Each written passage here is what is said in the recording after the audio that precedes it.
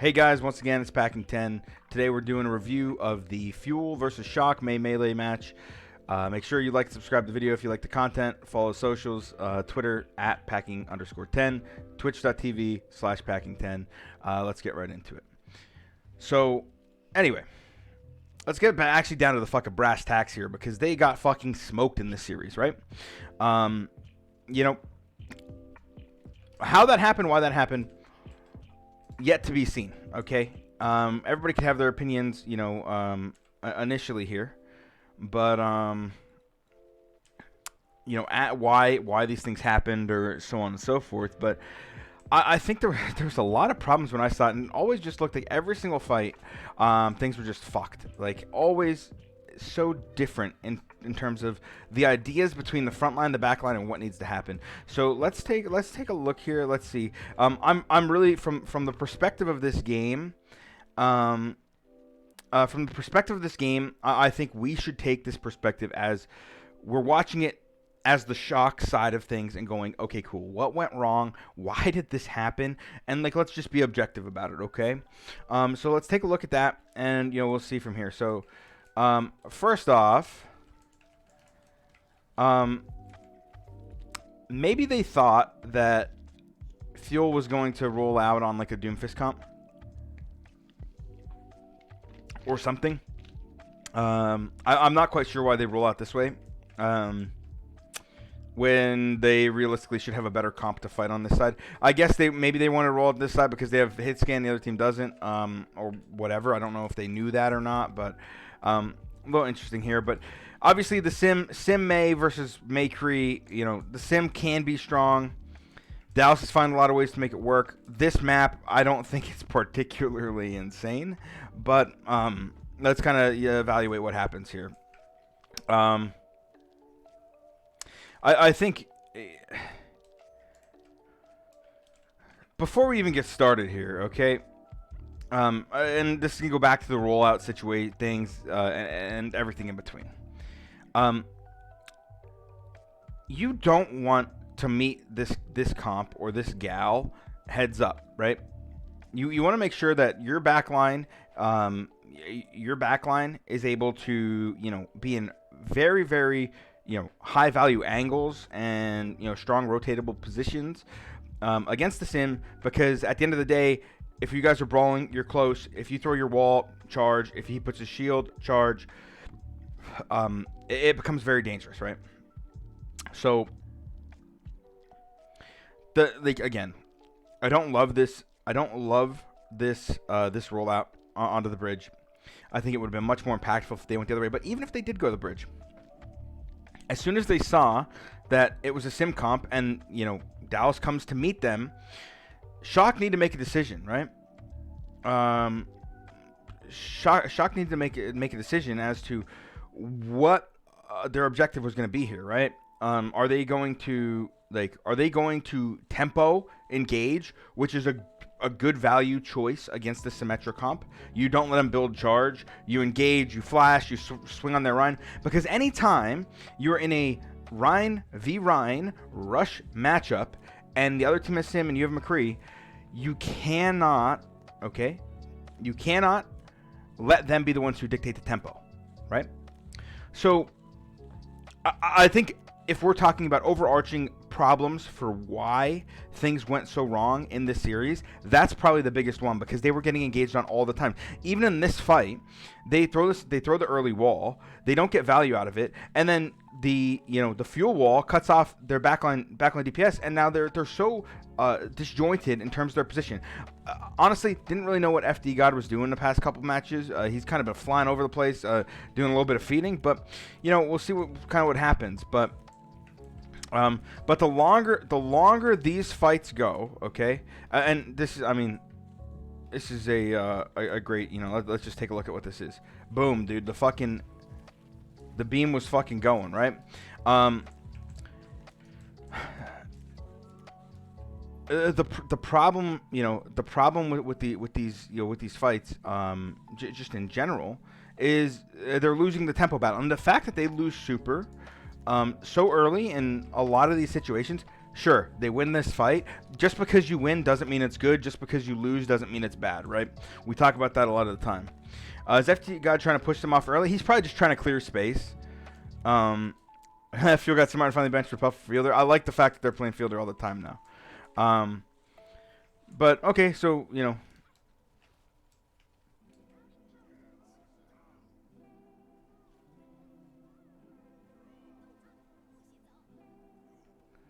Okay. Let's go back here. Why is this on 20 seconds? Whatever. 20 seconds is fine here. Let's go back here, okay? You win the first fight. You have advantageous position.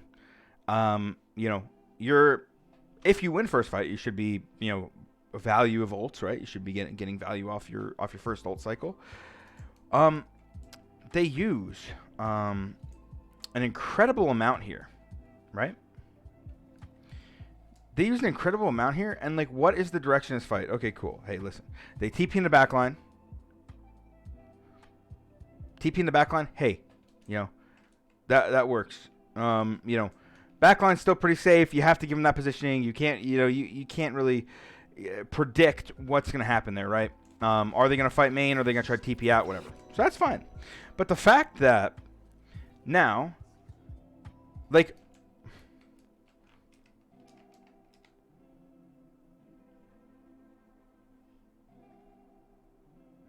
this is the high noon queue.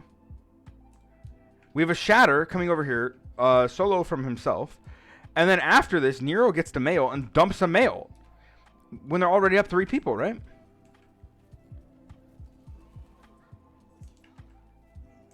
So, like, even though they win this fight, this is a huge fucking loss.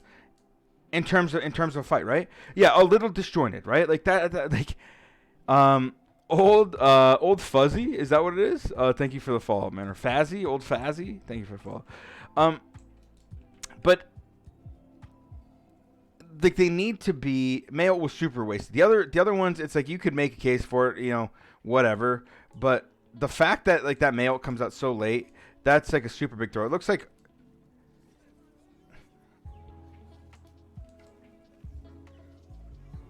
Oh my god, did he get frozen? Did Super get frozen there?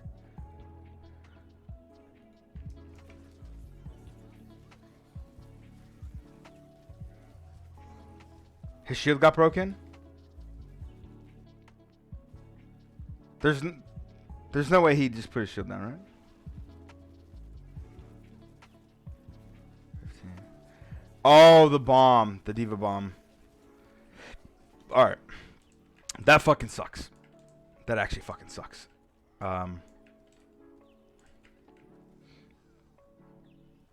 But, you know, regardless of like the ult fuck ups or anything like that, you know, it's still not a bad start, right? 70%. That's like, you need to win 2 fights, 1 retake, one of theirs. That's not too bad. It would have been nice if they could win 1 more and it was down to 1 fight territory. But, you know, the fact that they used beating that and, you know, again, you know, this all stems back. The beat got canceled. Wait, the beat actually got canceled?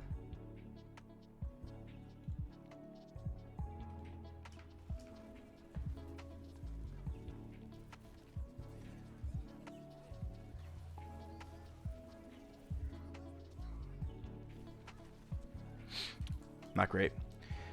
Not great. Anyway, the fact that now, if we're looking at this, wasted, and you're talking about 2 fights, right? 2 fights.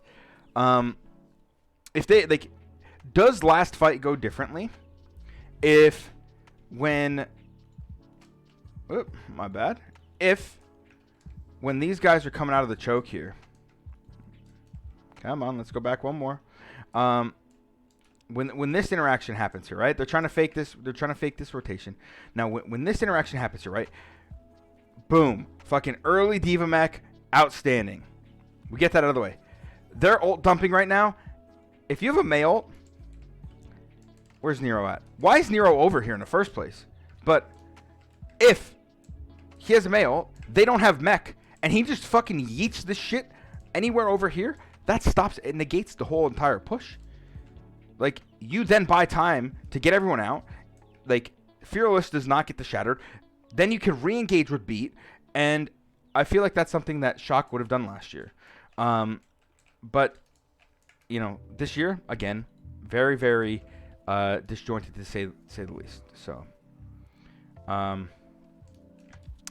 now it's how many ults must be ideally used in a short-term fight or short team fight in the best situation? It just depends on the fight. Depends on the context. Sometimes it's a good fight if you use 5 ults. Sometimes it's a good fight if you use 0 ults, right? Clever play is way better. They would have gotten away with this in years past. I don't think that's true. I think the level of play this year is actually worse from what it was last year. Just to be completely honest, I think the play level went down. Even on this map, it's not like Fuel are playing an insanely good game, right? We could be objective about that. They used 4 ults in that last fight, and they won because they ended up getting a shatter that got 5 people, and canceled a beat. And there were no ults to even come out and counter that because Shock ult dumped in the first fight. The team play aspect has been pretty poor, in my opinion, across the board. Last year, it just felt like there were more teams that could. This year feels more competitive, right? Feels more competitive, but the reason that is because the team skill levels, molded a lot closer. So when it comes to if you also think about it this way. What is the more probability? Okay, what is the probability of all the teams increasing their play to the level of these top teams versus the probability of all of these teams, the top teams, lowering their play to the amount of the other teams?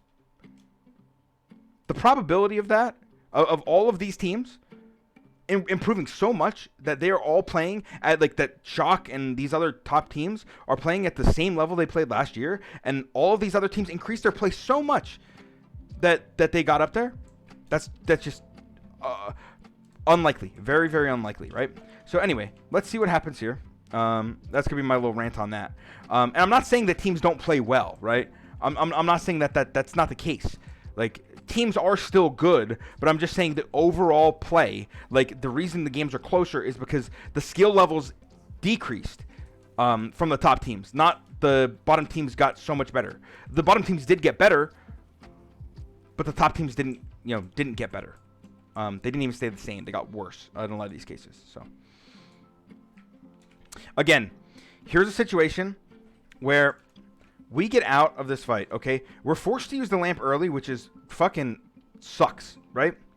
Forced to use this lamp early, and then look what happens. Let's look at what happens in terms of positioning of the front line and the back line. And now I consider Nero to be part of the front line, right? So if we're talking about front line here, it is like this, and depending on how you play the comp, it could be this, or this could be a 2-man pocket, and then this is your back. This is like a solo backline, because you could have these two on a flank, and then you would have your Ryan, your May, your Lucio will be kind of playing together. Violet would be on a little bit of an island, and then you'd play it like that. But I don't think Shock plays that way. I think they, I think they're.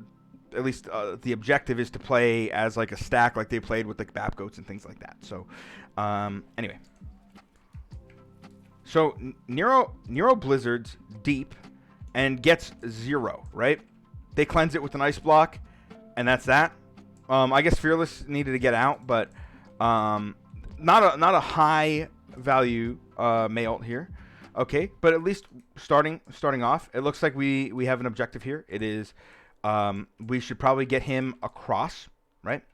Get Violet across here. He may have got shattered early. That's what it looks like. So, it looks like Choi wants to come help him get across, and then they're going to take the back line, take high ground, and try to force the fight to point. But let's watch what actually happens here. Okay. So Violet dies, and then Now we're in a situation where Ryan, Diva, Lucio are engaging on the Symmetra in the front. Somehow, our Mei was back here and is dead, right? That's our little Mei ragdolling across the thing. And then Striker's running for his life. So, again, super spread kind of sucks.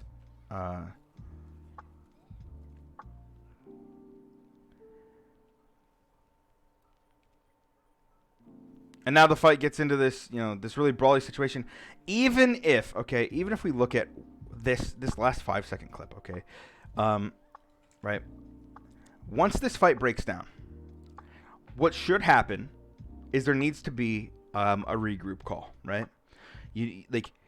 Not everyone on a team can be trying to make plays, and not everybody on the team is expected to make plays in these situations. When fights break down this badly and it gets so sloppy, what you need to have happen is you need to have that general direction call of, hey, listen, regroup X. If that's on a player, if that's on point, if that's something, whatever the case is, they need to regroup. But watch what happens here, okay? Boom, FD God gets 2. That's great. Now we're a little bit split. What should we be doing here? We as the Shock should be having an advantage because we have 3 alive, and this guy's coming back from spawn, and they have 3 alive. Realistically, it's 2 alive because Diva got demeched. Where's that bomb at? Where's that fucking Diva bomb at? Right here. The sun is in front of my eyes. I didn't even see it, right? So you have an advantage here, and you're safe. Now, regroup on a point. Regroup on Rhine. Both the characters have mobility. Whatever we want to do. Regroup and then we push on our next speed. Rhine drops down. Lucio chases the enemy Lucio. And then Diva ints into their team. 3 different directions. 3 chefs, no sous chef. You know what I mean? 3 chefs, no cooks. And now you lose the fight because guess what Paris did? Or Paris, fucking thought it was last year. Guess what London did? London regrouped and then they pushed one target together and they turned that fight. Even though they were in the disadvantageous situation there, then they turned the fight, right? Unlucky, I still thought they were. I see the names on a team and I'm like, yeah, Paris, bro. And now these respawns come in. The fight gets a lot more, sloppy. And I think this is,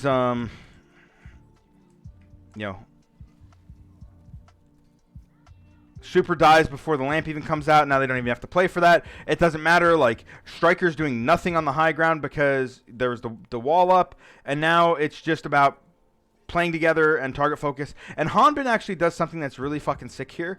Because, again, you have to understand,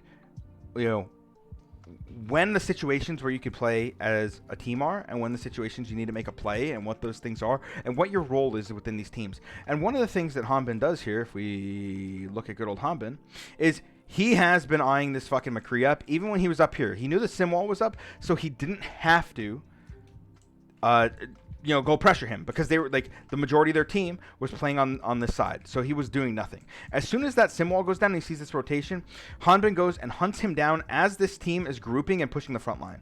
So now he went to the back line. Striker pushes up, but now Violet's left alone. He knows there's no lamp.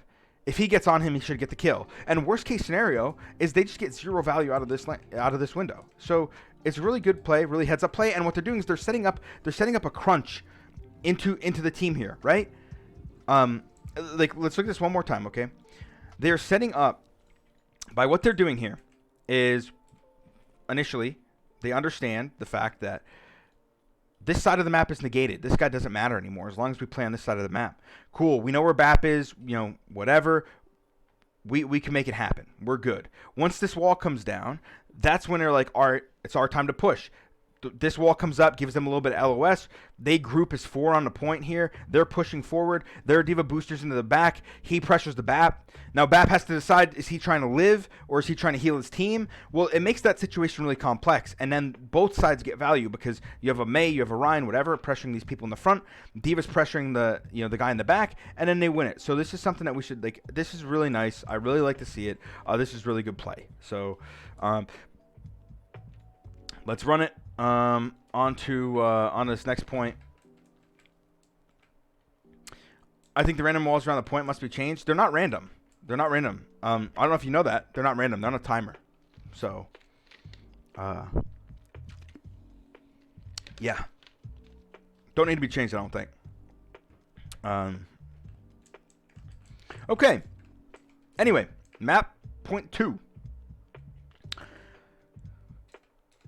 Sparkle plays Tracer here, I'm assuming.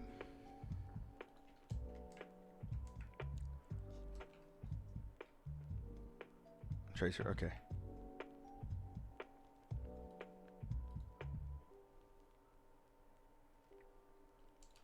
Okay. Okay. This stinks. This stinks. How long do you think it will take to review this game? Maybe an hour. Maybe an hour, maybe an hour and a half. I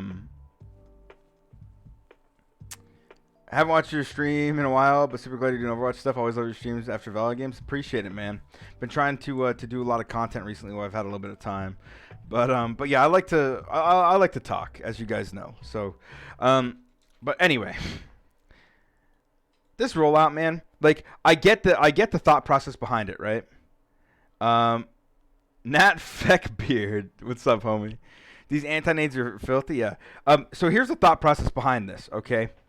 They might have been thinking they were getting a rush comp versus rush comp matchup, but objectively speaking, when you're playing against these dive comps, right? You're playing against these dive comps.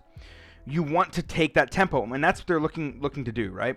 They're a little bit slow on their rollout, a little bit slow, but not too slow.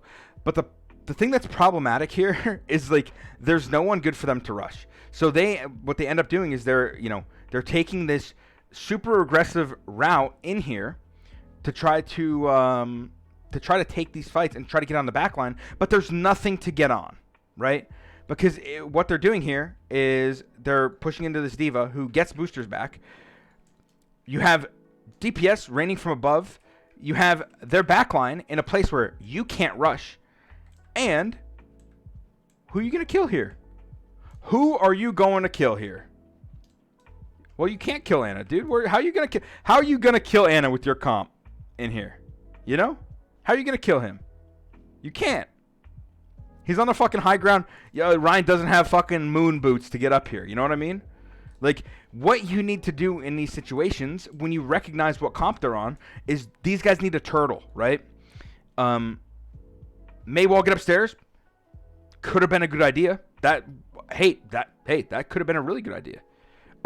Execution on that may be a little bit difficult, but high probability things would be to either play passively. They're running an echo without a mercy. So if you play passively and you're playing around this and you're not trying to take damage and you're forcing them to try to dive in and you're hard pocketing, you play freaking heavy backline together, like 4-man backline, and these two playing to live.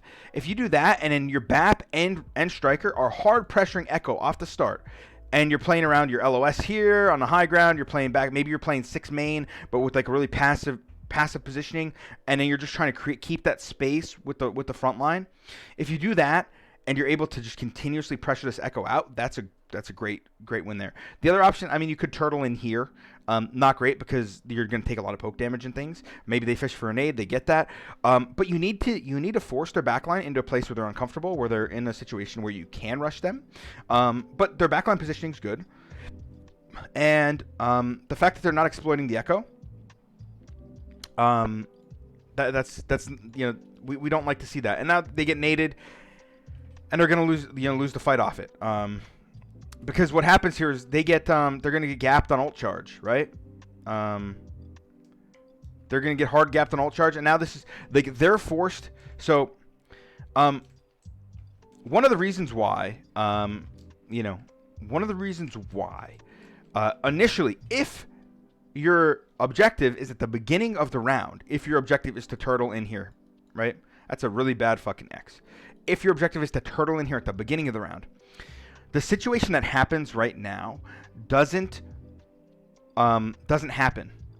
Why is that?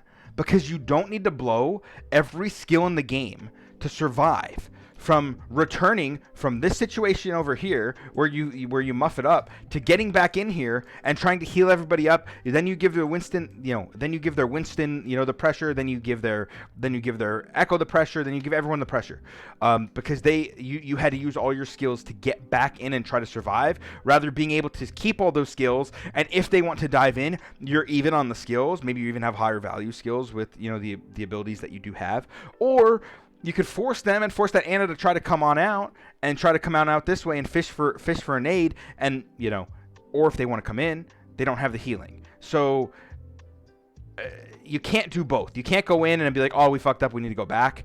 You can either start in a position like this, you could start in a position here, and play it, like I said, play for the echo spam, or you can try to rush something early. Like you said, Hate, I mean, it would have been a great read if they came out and they freaking Maywalled their Rhine up or some shit and took a fight in there. Could have been sick. That could have been fucking crazy play, but yeah, I mean, and then now, thing that's problematic here for Shock is when you're trying to retake against this comp, man, with Rush on this map, they have all the decision-making power in the world, because all they need to do is fucking let Echo not get poked down off the rip and then surround you every single time they're going anywhere.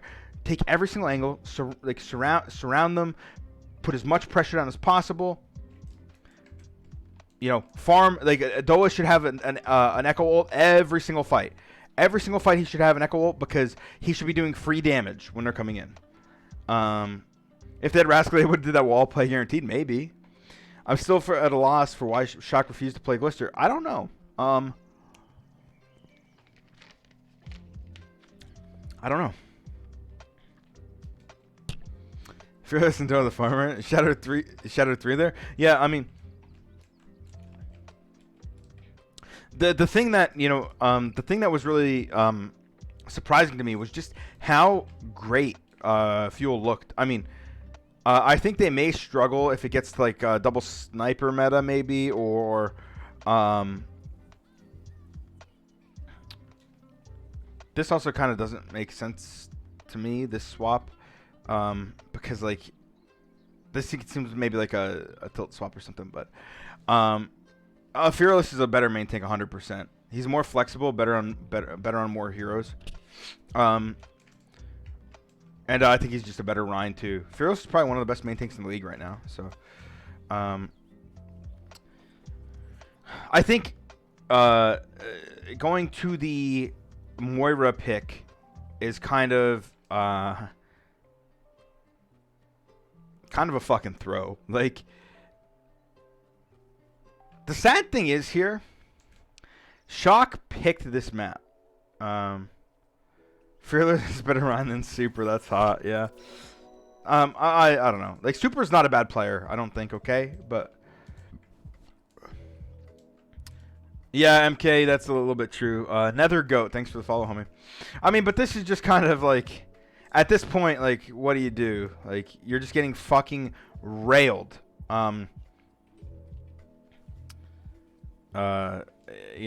Nothing really going on here.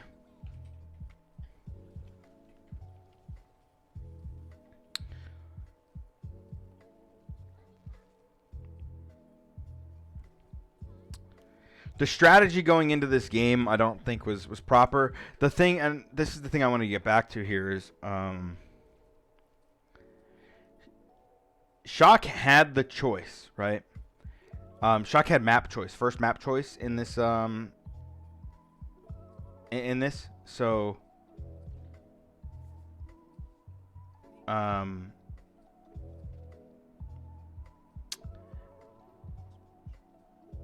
they had the first map choice, and they choose Busan which arguably would be a great map for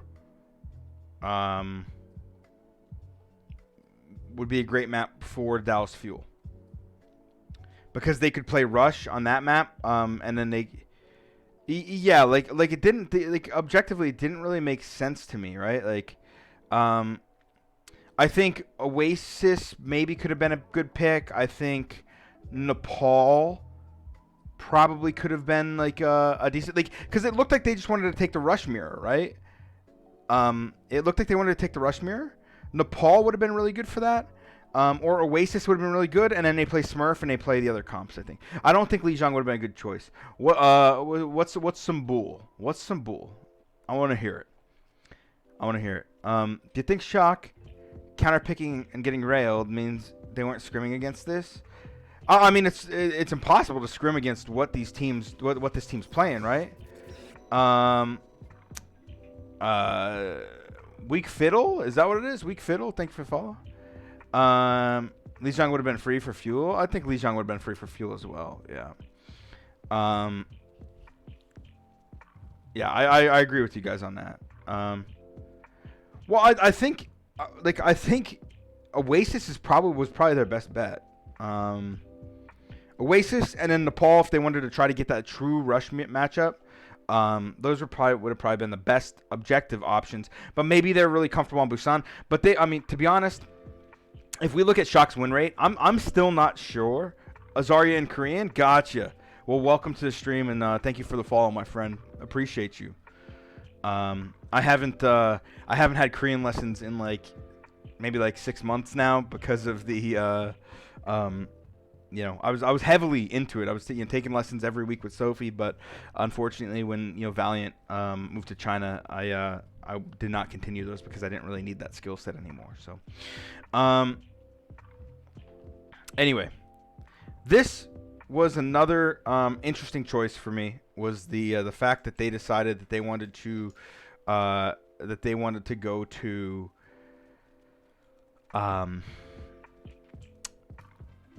Volskaya? Should have gotten Mandarin lessons. Yeah, I guess. Planning on learning it this summer? Nice. Yeah, it's a great language. It's tough, though. I'll tell you. Don't get discouraged. Don't get discouraged when you're doing it, and it takes a lot of repetition. I spent so much time every day. I had flashcards. I just go through every single day, I was learning very fast. But unfortunately, is what it is. Now, I guess the reason why they probably picked this map is because they're like, okay, well, Fuel can't play hit scan. Fuel can't play hit scan, so if Fuel can't play hit scan, then we play a map that we can play hit scan, and we see how it goes. Now,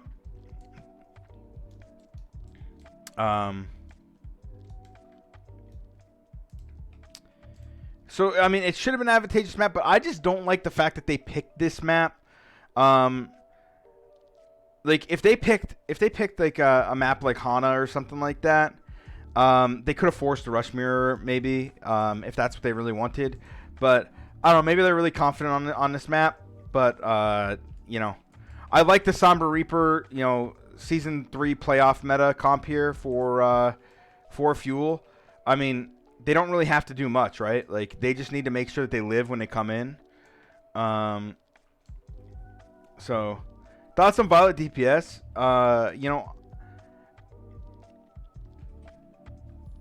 I find it hard pressed to believe that Violet is their best option on McCree. Okay? Just my personal opinion. These guys, I mean, they commit here. This is good. We're not gonna go break this down too much. At least not like how we were doing on the Koth, because I mean, they just get a pick and then they snowball. But I don't think that, in my mind, it makes more sense to play Violet on DPS than it does on support. Like, if you're playing, if you want Striker to play Tracer, why are you not just play Glister, right? Play Glister and then play Violet here. And then, you have the best player. In my mind, Violet's the best player in the world, right? I don't think there's an argument about that. You play Violet on Anna, on Zen, like maybe you play Ball Zen, maybe you play Anna, whatever. It's fine. And then you play Glister or whatever. I don't know. There must be something that it's not capable for them to do. But whenever Violet has to play DPS, it just seems like they end up like they won one map with it, right? They won Gibraltar against some team.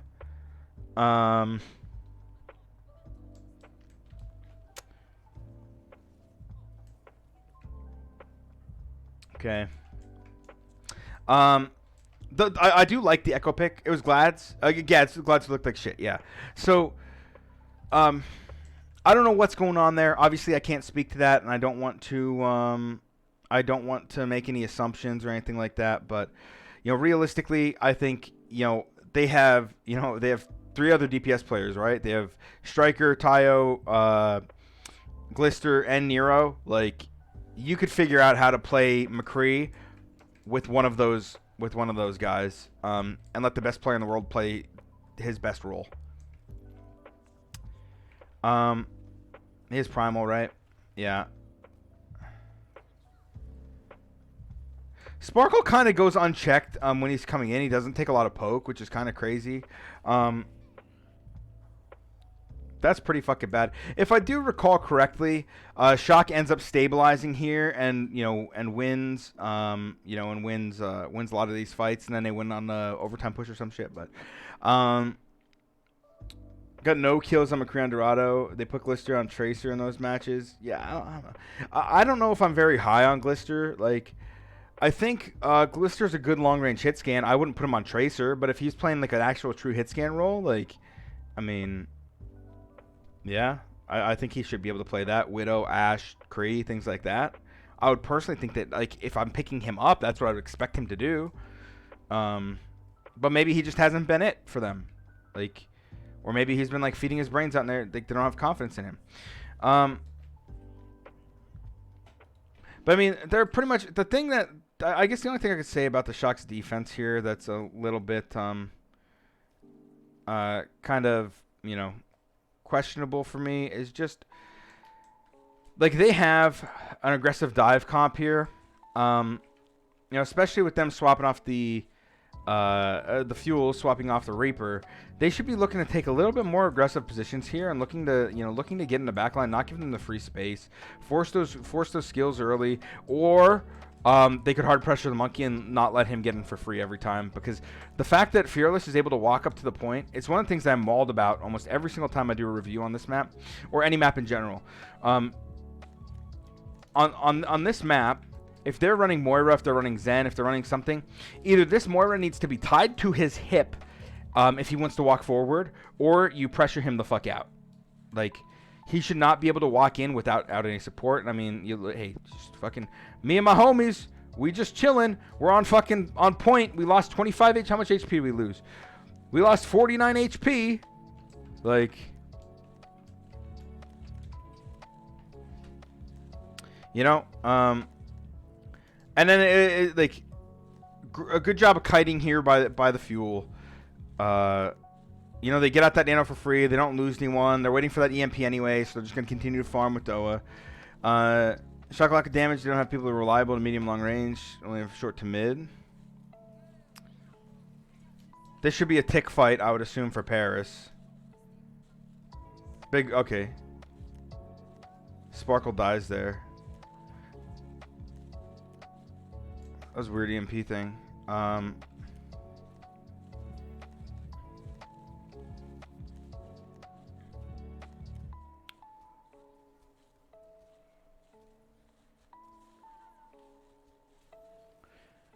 Dallas really are fucking committed to this fight, man.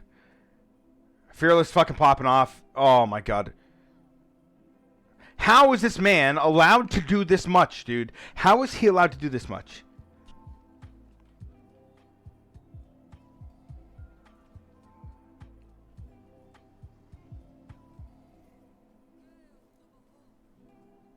Like, he didn't even have heals before the primal.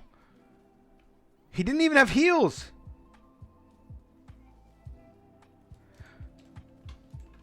Fearless just gets unbelievable value out of Winston. It is actually insane. He gets unbelievable value. That fight, even though they only got 1 tick, that fight to me was like, it was just incredible that they even got that tick after what actually happened at the beginning of that fight. You know what I mean?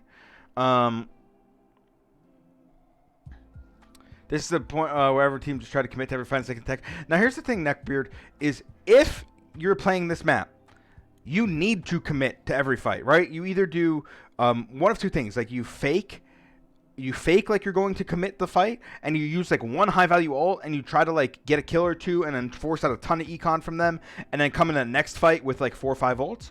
Or every time you want to fight, you have like 6 ults and you try to fight. There's the 2 ways to play it. You can't do in between. Again, Fearless just walks up for free. Full HP, no ability used, not even a bubble, nothing. Nothing used for him to get in. Like, he is a fucking invisible monkey scientist walking across the map. He still has taken no damage.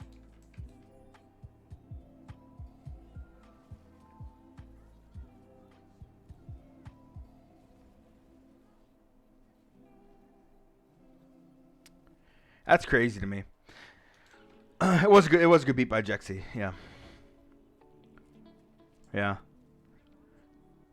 They actually win this last fight, don't they? I'm pretty sure they win this last fight. He's not doing anything crazy. That's what I'm saying, man. He's literally just walking forward, and nobody's pressuring him at all.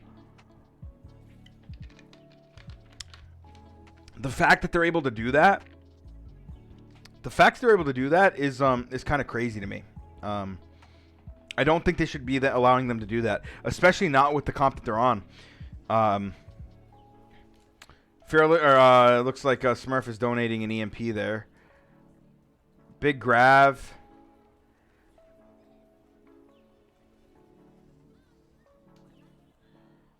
Dying Breath EMP. Okay, I guess they don't finish this. There's no way, right? Okay, so I thought they finished this map. Maybe that was the other fuel game. That was the other fuel game that they finished it. I mean, all in all, from the Shock's point of view, like, that's not the worst thing that could happen when you throw first fight like that, right?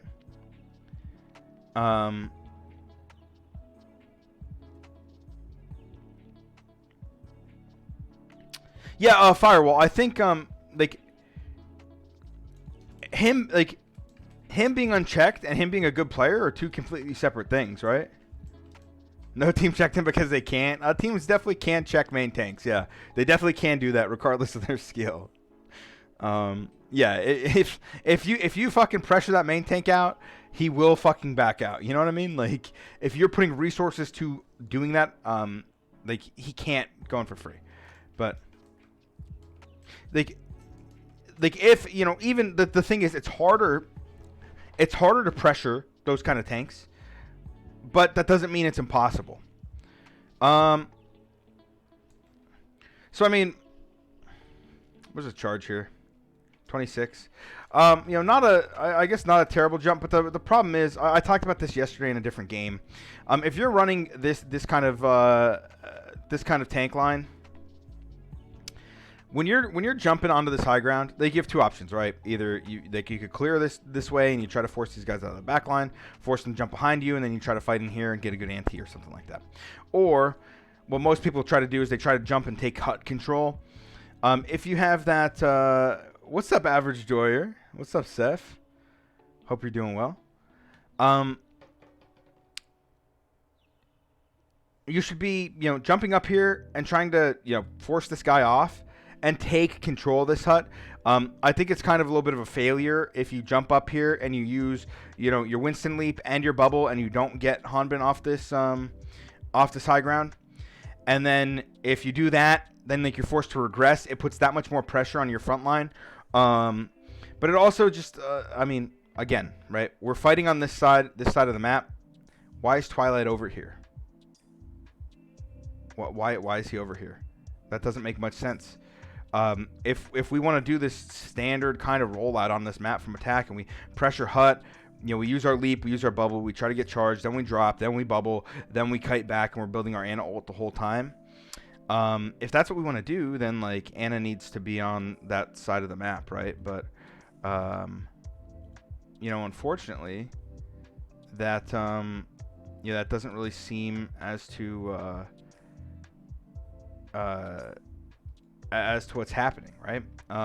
So we'll see how it plays out. I don't remember how it plays out, but I think they lost value on this first fight. But I mean, Smurf is, he's not really getting checked. Fierce is just kind of ignoring him, and they forced the jump. So, it's okay. Wait, how does he die to the? Where does Violet die?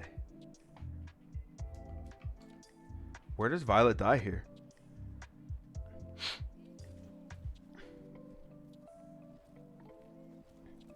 So, okay. This is a situation right at the beginning of the game, like I was talking about. His objective should not have been for that Echo is in the super passive position anyway. He should have been pressuring out this Zarya, who has no self bubble on top of here, right?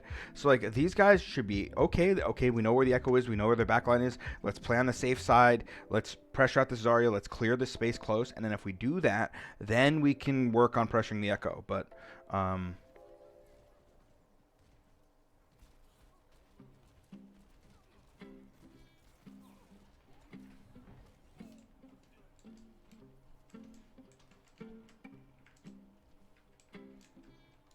okay.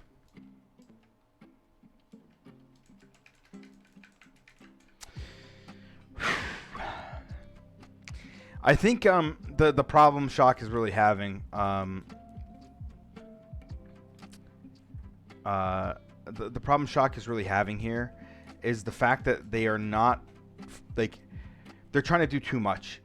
They're trying to do too much. Step by step, force the tanks out, take the space, then pressure the DPS. Like you have like great advantages in a lot of these different situations. But like a win for Shock on these first fights.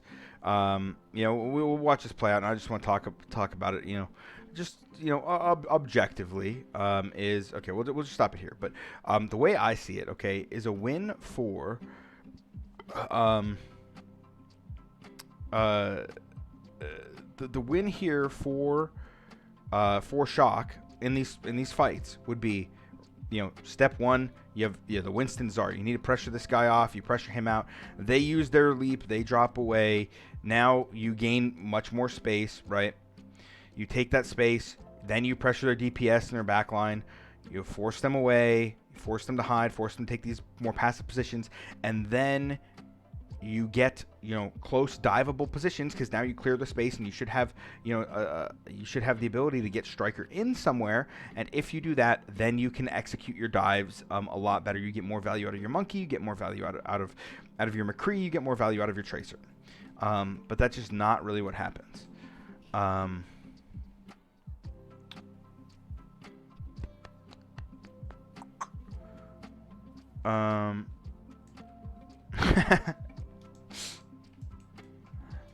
I don't think they should have won that fight. I think, it is what it is. Objectively speaking, they played it like really bad. But hey, again, just because you win doesn't mean it's great. Just because you lose doesn't mean it works. Well,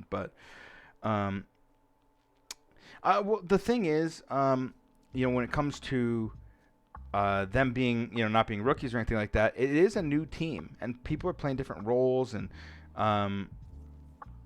all this different kind of stuff. Like this I remember this defense, and Doa had a fucking insane amount of like copies and other great things. The fact that Shock gets a tick on their snowball fight with saving Grav is great, but I think from this point on, Shock's ult usage is very, very very poor. They're never on the same page. They'd never get, like, you could close out the game here, right? You could close out the game here with a good Grav pulse with a nano on top. That's all you really need to do. You force bubbles, Grav combo. You get that last tick you need. But Um, you know, Doa just pounds on the Echo and has an ult every single fight, every other fight. He's just absolutely pounding, pounding, pounding, pounding. And you know, they end up letting these fights get into situations where they get so split between the front and back line that, like, if you guys remember, even though Dallas Fuel lost this point, they were walking up, clearing space, and then once they cleared that space, they came up together, and then they looked for the engagements together, right? Dallas, or Shock now is in situations where, like, Smurf is like up here by himself, their Tracer's back here, they have one backline over here, they have another backline over here. They're so split that it makes it so difficult to trade out effectively and then anchor back to the point, because the objective on 2CP is winning this, right? It's not killing people, it's winning this. That's all you need to do. So once you're able to clear this space and get up here, you need to look for an engagement to get, an initial kill or something. Once you get that pressure, then you need to anchor this point, and maybe you keep a 3 cap here with your divers, and you keep your backline a little bit further together, so that way they can create, these guys create so much space between that, and they can focus the people who are pressuring the point. But the problem is they end up being so disjointed with what they're doing that they never get that situation happen, and then they can never use their ults effectively. That fight, they use Grav, they use Nano, they use Primal, they use freaking Cree, everything, which is fine, but none of it's in synchrony, right? Or none of it's synchronous. That might be the better way to say it. There needs to be the proper layering and timings and purpose behind those, rather than like, okay, we're just losing, I'm going to try to ult and get us back into it. Until I plan with an executor is very fixable. Synchronicity. Fair. Is backline staying so far back because of the McCree? Well, the thing is, like, okay, here's another situation, right? Where's Striker? Okay, Striker's trying to come. Striker's over here. But we are diving into this backline, and Striker is all the way over here. What? That's crazy. Why is he over there? Weird. But he's like 2 blinks away, right? Minimum 2 blinks away. Going through a brig, we get a solo dive over here. So, like, look how spread we are. We have one here. We have our Tracer over here. Both really accomplishing not too much. These guys haven't even cleared the choke. They have not even passed the choke. So their tanks are coming in and going to clear the space. And then they have Echo, who's going to come clear the space. And Zarya gets to decide is if he needs to help the backline or help the front line. And in this case, they don't even need to make that decision, because he could always help the backline, because they have the Echo ult and they're going to copy something and go in the front line. And all they have to do here is either, one, let this person survive and trade Smurf out, who doesn't have Primal in this situation, or 2, kill one of these backliners. And if they do that, then they should get into a position where they're going to have enough time, to make it. But I mean, you look at the divers, dude. Like Sparkle, Fearless, Doha, they were all there. They were all there looking for the dive, Yo, what's up, Arthur? How you doing, homie? Dropping the fucking old Envision logo, homie. Dugget Chev, dude. Appreciate you, man. Thank you for the follow, homie. What's your thoughts on Troy Diva here? I think on attack, the reason Zarya's not getting done is because they should be playing around it better. Like, they need to be like using an ult combo to close this map out. But they end up losing too many people in the back. You know what I mean? Sammy Hyper, thank you for the follow. I appreciate you. This is the spike. My freaking, what do you call it, dude? One time out. My, what do you call it? My Nightbot is insane, so I don't know how to change it. So, Move Muncher, thanks for the follow too. Appreciate you. But it just feels like the pace and the understanding of what needs to happen, all those kind of things. It just feels like it's not there. Like, where's Striker? Where's Striker during this graph?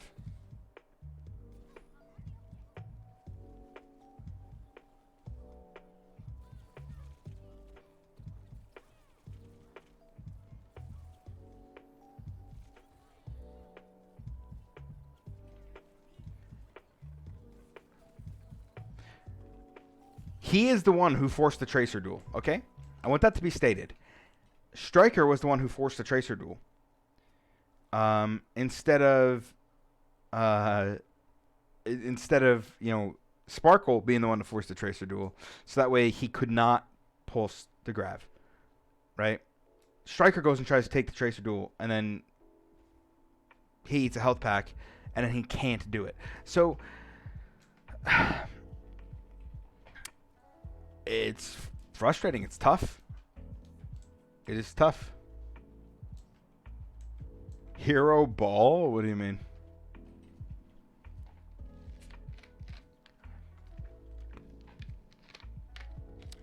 Do you think Moth could have played a big part in planning the macro? He's playing hero ball. I don't know what that means, dude. I'm not quite sure I know what that means. So I definitely think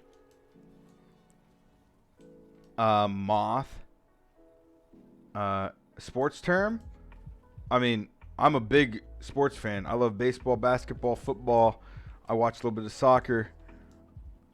I'd never heard the term hero ball before in my entire life.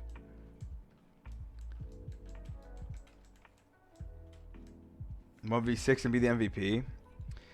I don't even think that's not what he was trying to do. That's not what he was trying to do. He was just trying to ego the 1v1 and win the 1v1. He's not trying to 1v6. Never heard of hero ball in basketball, dude. It's from Ultimate Frisbee. I've never ever heard of hero ball in basketball, and I've been a fucking diehard Sixers fan for my entire life. Never heard of that. Never heard of that. You like Pain? Hey, this year's not Pain, man. We're number 1 seed in the East this year. It's looking good. It's looking good, homie. But anyway, to get back to the game, like, it's tough, man. A lot. Embiid's back, dude. His back, his knees, his ankles, everything, dude. He falls down on the floor, and I'm just like, I picture like glass shattering anytime he falls on the floor. Like, just literally, like he's like a baby gazelle. You know what I mean? Like a fucking baby gazelle on the court, and he like falls down. I'm just like, it's over, man. That's it. Fucking goodbye career, goodbye winning. Like, that's it. And Rabbit, listen. 2019, okay, let's be realistic about this. 2019, Kawhi Leonard hits the shot of a fucking lifetime against them. He hits that shot is a fucking, I forget what the stat cast was on it, but it was like a fucking 0.0001% chance that he makes that shot. But what an amazing play by fucking Kawhi. Kawhi makes that. He makes that bucket. I'm in tears in my living room. Flabbergasted. Just heartbroken. I thought it was time. If the Sixers won that, I think they win a world championship that year. I think both the Raptors and the Sixers, that East side that year, I think was just so good. That series between the Sixers and Raptors was just fucking amazing, absolutely amazing. Sixers and the Bucks too. Yeah, I forgot about them that year. They were really good. The Nets are scary this year, though. The Nets are scary. But anyway, let's get in the last map. Let's not kill too much time talking about basketball because I could go for days, man. But I'm a Mets fan. I'm a Sixers fan. I'm a Dolphins fan. So, okay, they're rolling out in the sim here. I already do not love what is happening here from the Shock. When they realize they're on sim and Sigma, these guys need to be not giving space. They need to be the aggressors. Need to be the aggressors. You didn't finish your Moth point. Okay, so I think Moth could have been, could be a big reason why, in terms of why that's happening. I'm going to talk about this in a second. I'll talk about the Moth things first. But I don't know truly how much he did in and out of there, but it just seems like in all of these fights, they are very, your frontline, backline are very much on different pages. So, if Moth was that red light, green light guy, he very much could have been a big reason to why this is not, as effective as it was. Also, communication structure is definitely going to be different with Nero and FD God in these series, rather than having Moth and whoever the hell they had playing their other role last year. Depending on what the meta was. So. Then that's we're looking at Michael Jordan. Yeah, pretty much. Anyway, I talked about this a lot. Is this is already past the point of no return. I don't know who wins this fight. I'm gonna assume it's fucking these guys, because at the end of the day, you're playing against Symmetra Comp. You know that them closing space is time, and them forcing you into weird positions and then closing space is going to be a huge reason for why they can win fights. You have a lot of CC, you have a lot of initial fighting power, but you cannot get outpaced by a sim fucking team every single time. You can't do it. You can't do it. And they TP up, they force the pressure, and then they just fucking fight as 6 and you win the fight.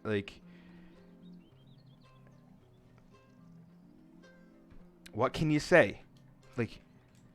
I feel like if this was the Shock team of last year, they're fucking playing this choke. They're making them, if they want to TP, they're making them TP in a weird place that they're not set to do it, or whatever. They get a 50-50 fight off it. Just slow, and they're choosing they're choosing weird decisions. That is something that is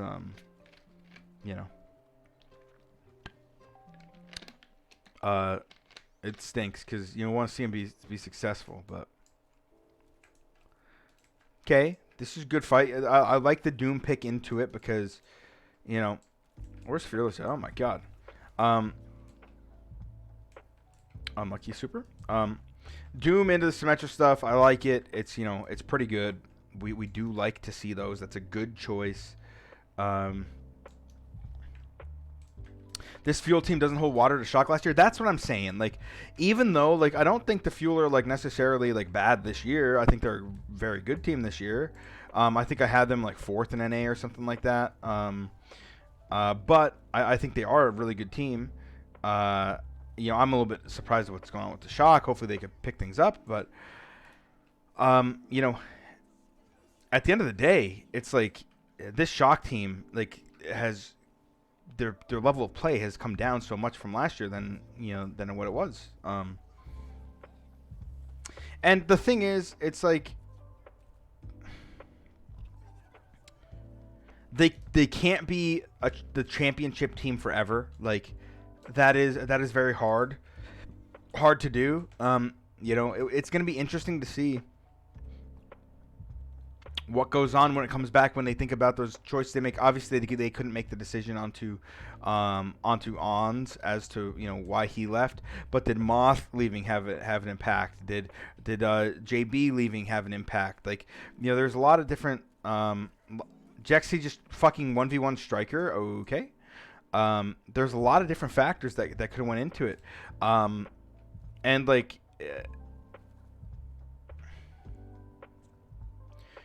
strategically, they don't look great,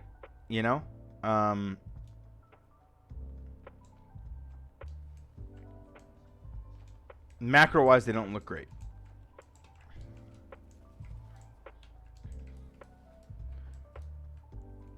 But we'll see how they do, and if they can improve it throughout the year.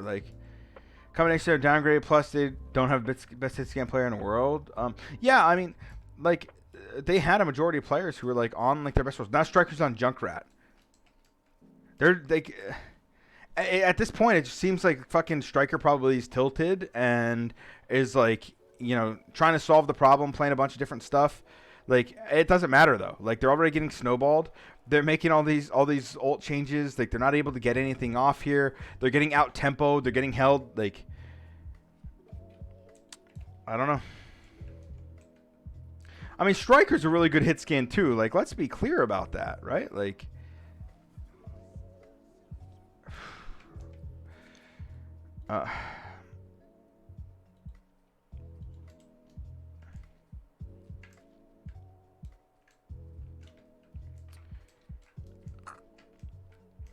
see, now this is what I like to see, and I actually think I talked about this a little bit yesterday, but I actually really think that if teams were expecting other teams to play Rush on this map, if you don't want to play Rush, like, you could get away with like comps that that Fuel are running.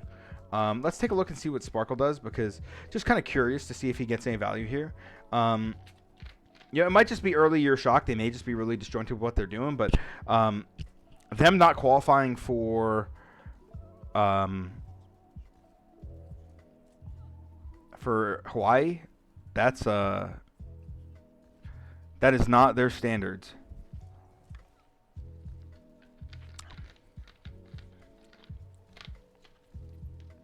I love good Pharah players, man. Good Pharah players. They are so. Their movement is so consistent. Their crosshair placement is so consistent. They're not like, jerking all over the place trying to hit these shots. It's just fucking little change, little change, little change, little change, little change. Now, granted, I think Shock makes the right call on a comp here, but it also feels really different. It also feels really, really tough for Shock, on these maps, because it's like, do they want to play Smurf and try to force these Winston comps? Do they want to play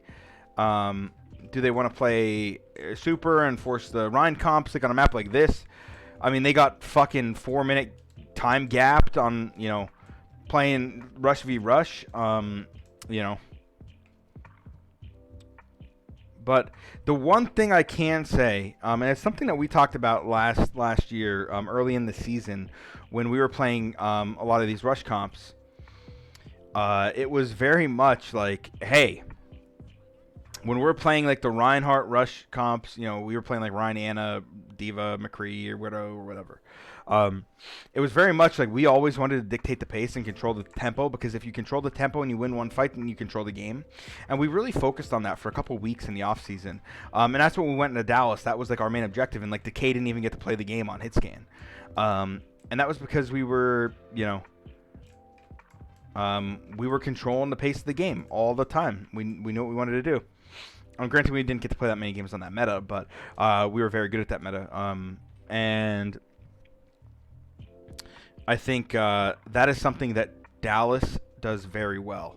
Obviously they're not playing it right now, but on their attack, when they're playing those sim comps, if the other team is giving them any space, like, they will take it, and Fearless will swing. And if you have the enemy Rhine swinging with a Symmetra, almost really nice primal from Super, but unfortunately he is not an elite Winston player. Almost gets the boop off on Jexy though.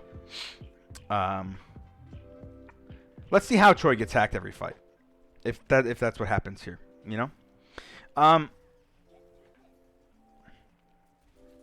I do regard Doa as one of the best Sombras in the league.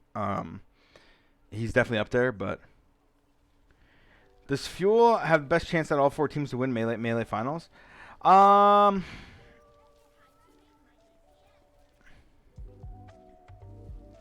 What are the matchups in the winners bracket?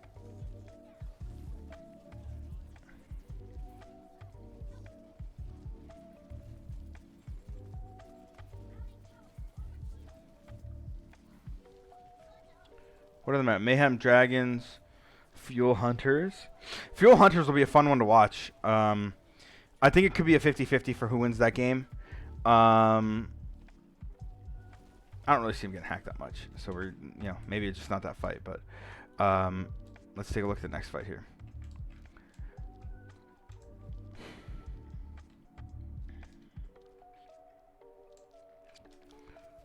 Did Doa get stunned out of the EMP here? I think that's what happens, right?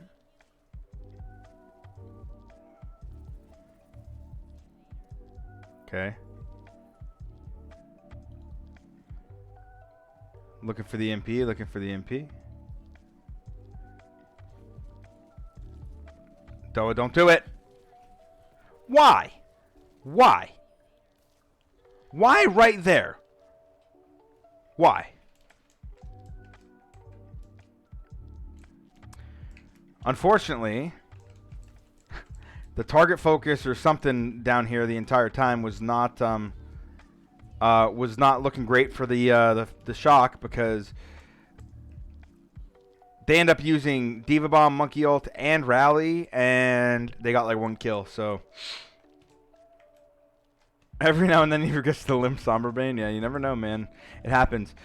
But the one thing that's impressed me about Fuel, it's just been their ability to regroup in these fights and be able to, you know, to really just be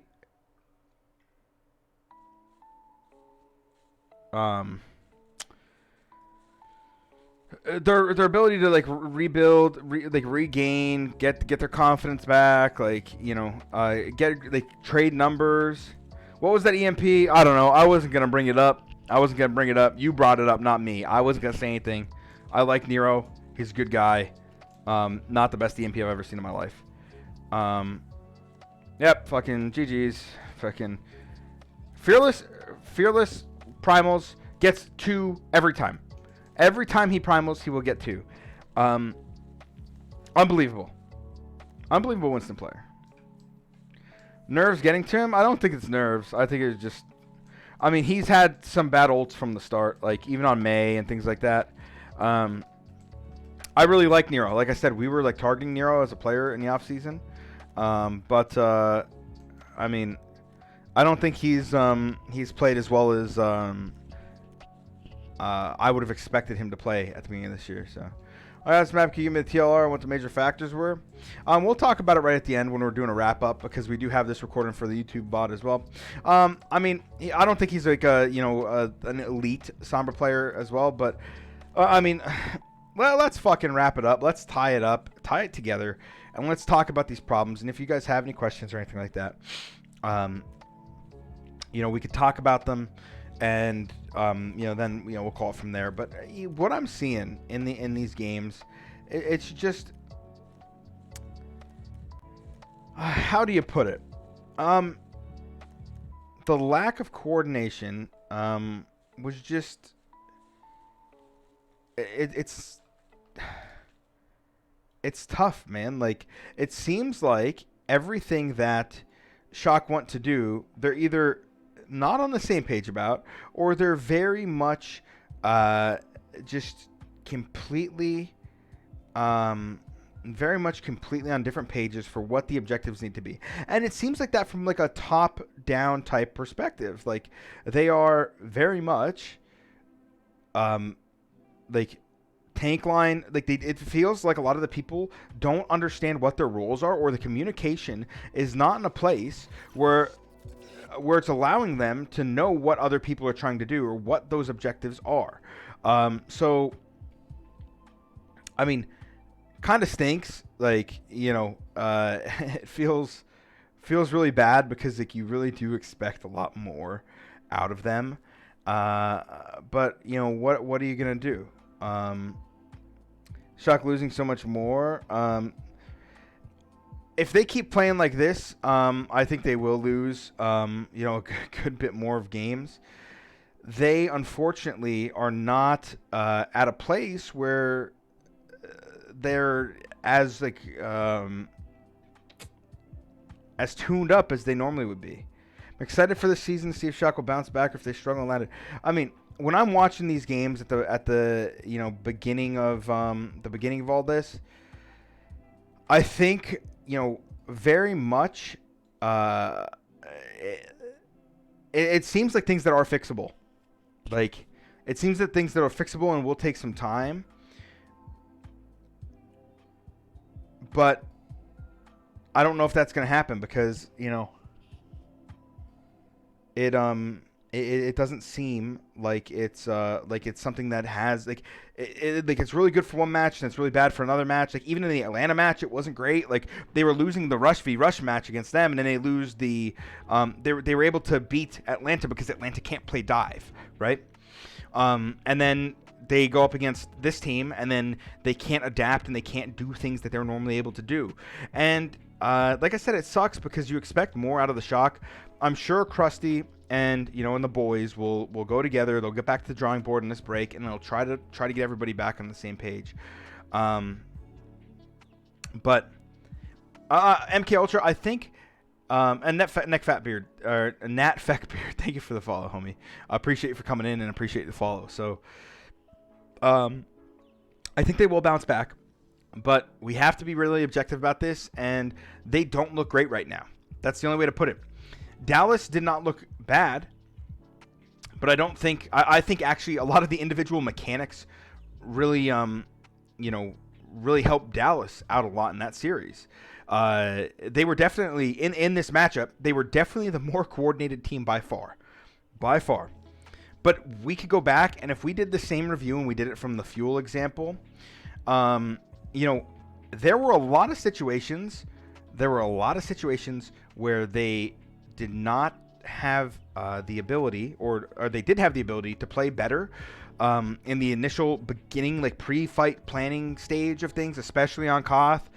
And they end up winning those fights because what happens is Shock overused their ults in the last fight, had poor positioning, weren't playing around Symmetra the proper way, so on and so forth. Shock doesn't regroup when they're in favorable fights. I think it was very much, don't want to take anything away from Dallas. Dallas did play well, but I think, Shock did not look great. Okay. So anyway, appreciate everybody for watching the YouTube video. If you got this far, other than that, make sure again, I'm going to say to like and subscribe if you like the content. Twitter.com/packing_10 and twitch.tv/packing10. Thank you guys again, and we'll see you next time.